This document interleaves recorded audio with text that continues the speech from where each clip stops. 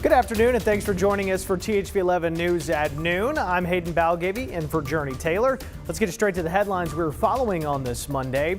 Former President Donald Trump is heading to South Florida for his court arraignment tomorrow, where his supporters are rallying. The very latest from Florida coming up in 2 minutes. Also, a new study shows the benefits of yoga for aging Americans. We've got everything you need to know. And silver screen legend Robert De Niro is receiving a series of unique honors. We have all the details in our entertainment news at 12:22. But first, let's send it over to meteorologist Scott Covert this afternoon. Scott, good to see you, my friend. I hope you had a good weekend. And I understand our friends in South Arkansas, though, had to deal with some hail. It sure did. Numerous reports of hail across Arkansas. Most of it was in South and Southeast Arkansas, but even places such as Morrilton and Conway saw some pretty large hail yesterday. Now, our radar is very active here at the noon hour, but thankfully, we're not tracking hail. We're not tracking severe storms. We are tracking some soaking rain that's actually maintaining itself a little bit more than perhaps I would have said earlier this morning. Good news, we really need the rain. All of this tracking towards the south and east. So Arkadelphia, Hot Springs, Benton, you're seeing some rain right now. At Camden, you're dry at the moment. But if this maintains itself, you'll have some rain moving through your neck of the woods here shortly. Wouldn't be surprised if we don't see some scattered drops in the Little Rock area where the rain has fallen.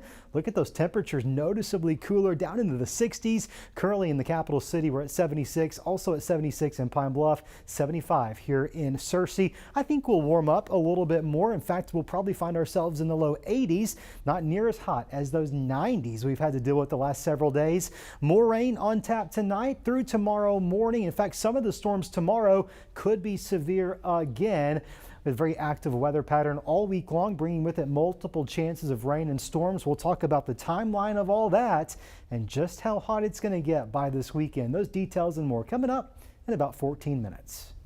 All right, Scott, thank you. We begin in Pine Bluff this afternoon, where a man is sitting in jail after reportedly leading police on a pursuit through the city over the weekend. Now, it ended in a crash that left this Toyota Camry you see here wrecked and torched. Now, Pine Bluff police say Jarvis Walters was behind the wheel of a stolen Toyota Camry that they spotted on Sunday. After a pursuit and a crash, officers say Walters tried to run away, so they tased him. Now, he was eventually arrested and taken to the county detention center for booking. Meanwhile, Northeast Arkansas, 3 players on the Arkansas State men's basketball team are facing theft charges in Jonesboro. Craighead County records show DeAndre Dominguez, Terrence Ford, and Julian Lowell were arrested Saturday night. They were each charged with theft of $1,000 or less and released from jail. Now, in a statement, a university spokesperson said once it obtained all the details, the matter will be addressed in an appropriate manner. Lowell and Ford played for the Red Wolves last year, while Dominguez transferred from UMass in April. We'll take a look at this. Police are looking for the person who tried and failed to break into an ATM. It happened yesterday at a Simmons Bank location in Fort Smith. You can see the suspect tried to pull the ATM out of the ground, but only ended up damaging it. Police say the bank alarm scared off the suspect, but their cameras got a good look at their white pickup truck. Well, it has been almost a month and there was still no sign of a missing Hot Springs man, even after 3 people were arrested for his disappearance. Now, on Sunday, the family of Amir Ellis went looking for clues once again. THV 11's Jalissa Garza spoke with his family and has more. Sarah, it's been a difficult time for Jessica Ellis ever since she learned her son Amir was nowhere to be found. That was May 17th. Ellis, along with other family and friends, have spent weeks searching for Amir. Tonight, the search continues. I just want Amir found. It should be so simple. It's a question Jessica Ellis has been working to answer for weeks now. Where is her son Amir? I'm trying to find him, trying to still put pieces together. Ellis, along with family, friends, and even strangers, searching across Hot Springs and Jessieville. You know, different places. We looked behind the school, we've looked in the fields, everywhere. So far, there's been no clue as to where he could be. I just feel like I'm going in circles, each time it's a letdown, a heartbreak. Jessica says as each day goes by, things don't get easier. It's almost 30 days now. You're like waking up every morning, it's harder. I'm not as strong as I was in the beginning. And says she's holding on to whatever hope she has left. I'm just breaking down and I'm just, I'm praying that I can keep going because nobody else is for my son. But that's killing me. Especially with Amir's son expected to arrive soon. We don't know if Amir's going to get to be a part of that. And so that hurts. And I at least want to have some answers for my grandson. While they have yet to find the answer to her question, she has this message for her son. I'm still looking for him. I won't stop until I find him. And I hope he knows that I love him with everything in me. The NAACP has stepped in to help Ellis's efforts to find her son and get justice. She tells me the Morgan Nick Foundation has also reached out offering support. Ellis just hopes soon she will find her son. If you have any information, you're asked to call the Hot Springs Police Department. In national news, a travel nightmare is unfolding along Interstate 95, the main highway that's north and south that runs up the East Coast from Florida all the way through Maine. Now, it is used by tens of thousands of travelers each day. Now, those passing through Northeast Philadelphia will have to find another route.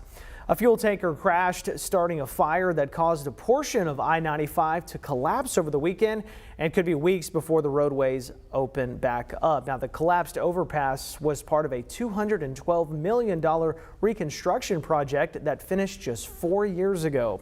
Pennsylvania Governor Josh Shapiro says it appears at least one vehicle is still in that rubble. We're still working to identify any individual or individuals who may have been caught in the fire and the collapse. Governor Shapiro says it could be several months before the impacted part of the interstate is rebuilt. The Federal Railroad Administration is expected to release a report on its investigation into the February derailment of a freight train in Ohio very soon. Now, in 2022 alone, there were 518 derailments nationwide, causing 5 injuries, more than $100 million in reported damage. However, there were no deaths. Former President Donald Trump heads to Florida today ahead of his arraignment tomorrow in a Miami federal court. He is facing 37 felony criminal charges, including alleged repeated violations of the Espionage Act. Now, over the weekend, the former president, who is the current frontrunner in the 2024 Republican presidential field, blasted the charges. Kristen Benavidez reports from Florida. On the campaign trail this weekend, former President Trump railed against the federal indictment as a political hit job. This vicious persecution is a travesty of justice.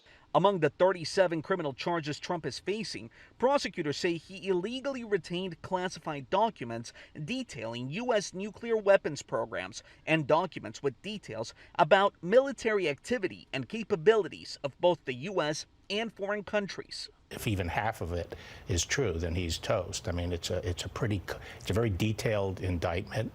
And it's very, very damning. While Trump's former Attorney General William Barr dismissed characterizing this case as a witch hunt, Republican Senator Marco Rubio argued the indictment will cause certain harm to the country.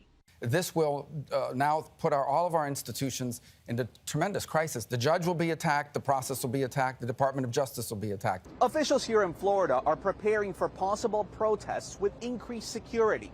So far, the indictment doesn't seem to be impacting Trump's popularity with his base. He's a very strong candidate.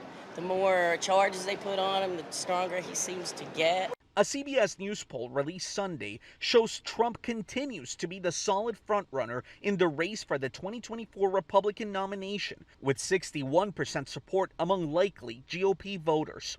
Christian Benavides, CBS News, Doral, Florida. One of Trump's most outspoken critics is former Arkansas Governor Asa Hutchinson. Now, last week, he called for Trump to drop out of the race. Before he was governor, Hutchinson was a federal prosecutor. Now, he appeared on CNN Sunday morning and once again said the case against the former president doesn't look good. This is bad for our country, bad for the presidency, and it is a legitimate campaign issue. We do not need to have our commander-in-chief of this country not protecting our nation's secrets. Think about when you talk about the equal application of the law. If these allegations and probable cause have been found against any military person or any public servant that wasn't named Donald Trump, they would have been indicted a long time ago. Hutchinson also said if he is elected president that he would not pardon Trump. Others running for the Republican nomination have said they would pardon the former president. When we come back, we explore the health benefits of yoga for older Americans. But first, let's take a quick check of the weather with Scott. Hey, it's dry in downtown Little Rock. We're looking off towards the west here, mostly cloudy skies. Some of those clouds are producing rain showers in parts of Arkansas. We'll get an update on where that rain is, where it's headed, and a look at tomorrow's severe weather forecast. A lot to talk about. Very active weather this week. More details coming right up.